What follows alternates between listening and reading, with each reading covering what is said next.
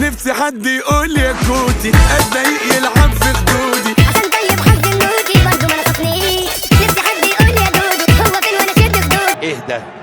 ايه ده محمد ولا مين ده؟ الله اهرب اروح على فين من كتر جمالي طبعا. كل البنات بتحبك. قمر بسم الله ما شاء الله عليا بجد. اما عن فيديو النهارده ففيديو النهارده طلع الطاقه المدفونه جوه كل راجل بداخله طفل نفسه حد يهتم بيه ويهشتكه ويدلعه، نفسه حد يقول له يا كوتي. الكل بيشوف النظره العاميه من بره لكن محدش بيضرب اللي جوه. فلذلك ان كنت ناقص حنان فعل زر الاشتراك وحط لايك يا مان وبينا نبدا ندلع فينا. نفسي حد يقول يا كوتي اتضايق يلعب في خدودي عشان طيب حظ النوتي برضه ما نصفنيش. نفسي حد يقول يا دودو هو فين وانا شد خدوده. انت يتقال لي يا توتو موتو اصلي ما تقليش. نفسي حد يقول يا كوتي دودي لا عاجبني الترند ده بصراحه، اغنيه فرفوشه وحلوه كده. اللي بعده فاضل يومين على كاس العالم. صعبة ايه؟ انت هتمثلي ان انا لسه عارفك بقالي اسبوع. تسافري ولا بتحرقي ولا تولعي بجاز؟ بدأ كاس العالم عبيطه. اللي بعده نفسي حد يقول يا كوتي اتضايق يلعب في خدودي عشان طيب حظ النوتي برضه ما نصفنيش. شايفين يا جدعان بقول لكم كل راجل بداخله طفل لينا الجنه. اللي بعده اللي يحس الثوب بارد معاه يتغطى. انت عيل بيضاء فرقعتها لي.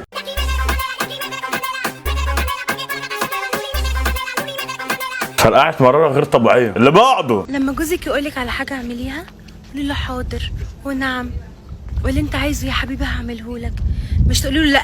شطه ودقه البت دي بتفهم وزي العسل. شايفين البت وشها سمح ازاي. مش هعمل لك حاجة وترد عليه كلمة بكلمة والند بالند. لا يا حبيبتي مفيش الكلام ده، هو راجل وانت ست، يعني كل واحد ليه دوره. شايفين البت زي القمر وعامله ايه. البت بتفهم. اللي بعده بص السؤال الاول. ليتس جو ليتس جو ليتس جو ليتس جو. ده انا بتكسف للناس لحد ما ببقى في نص لباسي اللي هو لباس الملابس يعني عشان نيتكم الحلوه دي يعني بجد. بصوا ليتس جو ليتس جو ليتس جو ليتس جو. الله يكون في عونك. كل ما هتشوف الفيديو ده هتبقى مش طايقه. لكن اللي بعده لك شو ها؟ بس النهار عم تخونيني لك يخرب بيتك. لك حبيبي حازم شو عم خونك؟ هي رفيقتي كامي. كام شو؟ رفيقتي؟ لك انت عم تشتبيه علي؟ شايفه عندي طبع خمره يا؟ وين فرحانك ويا؟ ما ليش هيك جوزك عم يحكي معي؟ لهالدرجة أنا بشعة؟ كوكو. لا يا رب اللي في بالي واللي في بالي واللي في بالي واللي في بالي واللي في بالي ترزقهم بواحد زي ده يا رب يكون ممسوح وما يكونش باين عليه. يكتشفوا ده بعد ما يتجوزوا على طول، يعني يتجوزوا يروحوا مكتشفين بقى ان هو عجله. على الفرحه اللي انا فيها يا رب. اللي بعده لو رحت مكان زي جزر المالديف مثلا كل الناس قلعه ولابسه مايوهات بالظبط كده. عادي اقلع والبس مايو ده مش حرام.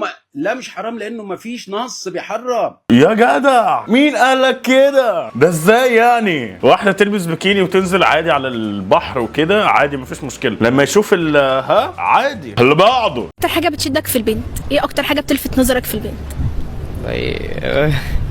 دي يا بنتي جايه تسالي سؤال لشاب. اول حاجه طيبه قلبها تكون حنينه وطريه من جوه. قلبها اللي هو الحنيه يعني تكون حنينه يعني طريه من جوه اللي هي حنينه نيتنا ما تروحش في حته. تاني حاجه يكون دمها خفيف لان الراجل بينجذب البت ام دم خفيف. 4 تكون جامده بقى اموره بقى عشان الشكل الوحش ما بيعجبنيش. اللي بعده واحدة كاتبالي كومنت هو انت ليه سايبة زميلك في الشغل يقرب منك كده؟ متجوزاه اتجوزته. طب ماشي برضه ده مش مبرر يعني عشان خاطر اتجوزتيه تسيبيه يقرب منك. ايه الكلام ده؟ مبرر كده يعني؟ ايه الهزار ده؟ الناس بقت فظيعه. اللي بعده احنا الحضارات احنا فراعنة احنا محدش يتوقع لو على حاجة واحدة اتجمعنا بنبدع. انا قلب حديد وعيني قوي انا مصري في دار الجمهورية صوتي بيوصل للعالمية ويسمع من قلبي بشجع. بالتوفيق لمنتخبنا الوطني. اللي بعده يلحق نفسك بينفخ فيها يا بت عشان ياكلها لك. شايفين يا خرابي على النكد. بجد لحق نفسه في الدقيقه 93 من قبل ما الماتش ينتهي. اللي بعده عنوان عيادتك فين؟ ما عنديش عياده، انا بقعد على القهوه. بلم العيانين على القهوه ونقعد نتكلم مع بعض. الله يرحمه كان محترم والله. اللي بعده الحر بيعمل اكتر من كده، ايش فاهمكم؟ الست طلعت تجري من كتر الطهقان، من كتر ما عماله تغسل في مواعين وتعمل في اكل، قالت لك انطلق يا بت وراحت نطه في البحر، بس بتعرف تعوم اهي. اللي بعده كاس العالم بعد يومين يا جدعان، كاس العالم بدأ. انا عايز اقول لك حاجه، قلبي ما حبش ولا حاجة، عايشتك وهم كبير. هنا الرجاله عشان تبقوا فاهمين حاجه، ولو مشكله حاصله بالذات في كاس العالم او بطوله افريقيا او بطوله من البطولات الكبرى وتحصل بقى مشاجره مع اللي معاه، احسن ليه بقى؟ لان هو لو كان عايز يتفرج على الماتش هيضطر يكلمك او هيضطر يقعد ماسك التليفون اللي هو واخره يشوف الملخص. دلوقتي هينزل يقعد على القهوه مع اصحابه، وساعتها هيكون على قلبه زي العسل، مش هيحس بيكي. غبي كنت سيبي بعد كاس العالم. لكن الحمد لله رب العالمين، يا ربنا عالم. اللي بعده انت من مصر، كيف تقول لي الحمد لله؟ الحمد لله ان انا مصري، دي نعمه بيحسدوني عليها ان انا مصري. ايه ايوه كده، تحط ايدك على دماغك تقابل اي مصري على طول، لازم. احنا بنبقى متربيين عشان تبقوا فاهمين حاجه عننا او عارفين حاجه عن المصريين. انا مش بتكلم المصريين كلهم اكيد عارفين حاجه زي كده، لكن كلامي هنا للي مش مصريين. احنا متربيين على عقليه ان احنا بنحمد ربنا ان احنا مصريين، عشان كده لما تيجي تلاقي مصر بيروح يتغرب في اي دوله حتى عربيه ما بيختلطش بلهجتها. حتى لو المصري صاحب من بره مصر كذا حد وليه اصحابه كتير من بره مصر، برضه بيتكلم بلهجته وبيعز لهجته، فدي طبيعه عندنا. فاحنا ما بنزعلش لما تيجي تقول كده، بالعكس يعني هو كده حس بفخر ومش فخر مزيف عشان خاطر فيديو، لا دي حقيقه، هي عقليه المصريين كده، فاهمين بالي؟ فربنا يهديكم، لان في الاول وفي الاخر احنا كلنا اخوات يعني. اللي بعده ما اعرفش اتكلم ازاي. تعلم اداب الحوار وتعلم كيفاش تحكي مع التونسيين. علمي نفسك الاول عشان انت بنت اقل ما يقال عليها حته رقاصه، يعني كبيرك مزاج، دمك واقف والله العلي العظيم وبحق لا اله الا الله، حقيقه للامر دمك واقف. شكلا لا جمال، لا في معايير جمال ولا في حتى خفه دم. لو كنت ملك الجمال كنت عملت فينا ايه؟ ودي عامه لا تمثل تونس، عشان في معظم الناس عماله تقول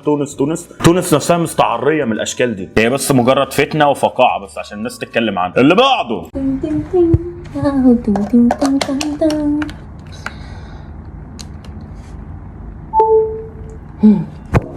والله فكرت البتاع يفرقع في وشها، طلعت في الاخر بتشحن تليفونها. اللي بعده لما يخليني ابعت لها وتعمل لي بلوك. انت معايا، انت ما مش ماشي، ده انت بتاعي. اوه ده انا ياما خليتهم يبعتوا وتعمل لهم بلوك وكمان ما تديهمش وش، في الاخر اقول له عادي يلا فيها ايه يعني. دايما بكون صاحب الكل لكن ما بلاقيش حد صاحب. اللي بعده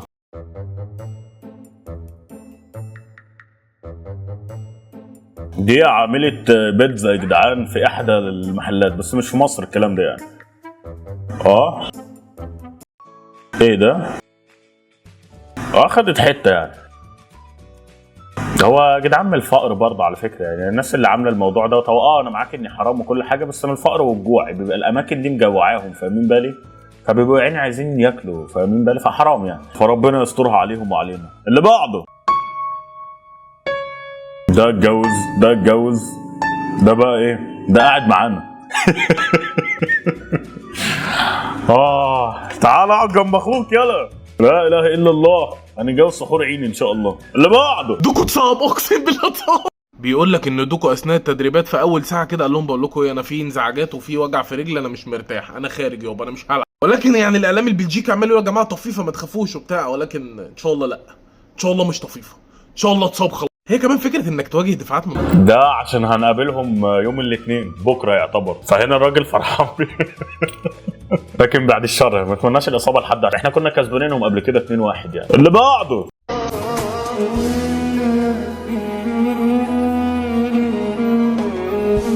ده ترند طالع جديد يا جدعان للكابلز وكده، ربنا يوفق كل اتنين في حياتهم ويتجوز كل اتنين. اللي بعده صوت عقلك بعد ما كلمت شخص تحبه وكسر ببروده.